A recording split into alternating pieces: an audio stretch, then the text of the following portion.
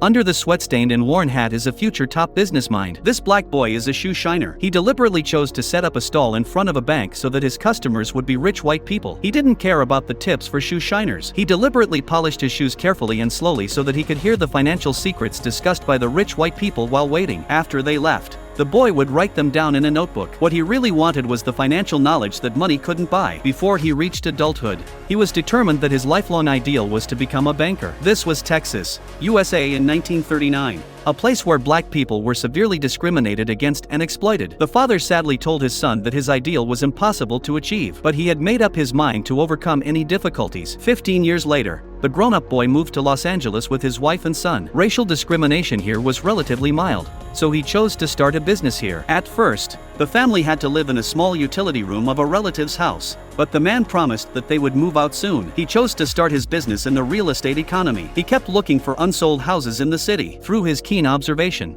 he found that the black area in Los Angeles was already full, while there were still many vacancies in the white area. Black people had the need to rent houses and had money, but there were no houses to choose from. He found the first business opportunity. He chose a white apartment, but the door was full of weeds and it was not very attractive. But only he saw its advantage, which was that it was adjacent to the black area. He found the owner of the house and persuaded him to sell the house he was going to rent to him. The man gave him $30,000 now, and then gave him another $5,000 after the man rented out all the rooms. Although the owner of the house appreciated his idea, he did not want to do risky business. The male protagonist expressed his understanding. Before leaving, he suddenly glanced at the owner's calendar, which said that the gift was the manager of a bank. He came up with an idea. After saying goodbye to the man, he immediately came to the bank on the calendar. He wanted to meet the manager who sent the calendar, but the manager's secretary discriminated against black people and did not introduce him. He waited at the door of the bank for several hours, and when the manager came out, he immediately stopped him. The man said that he knew his VIP client and that the business he was doing would be beneficial to him,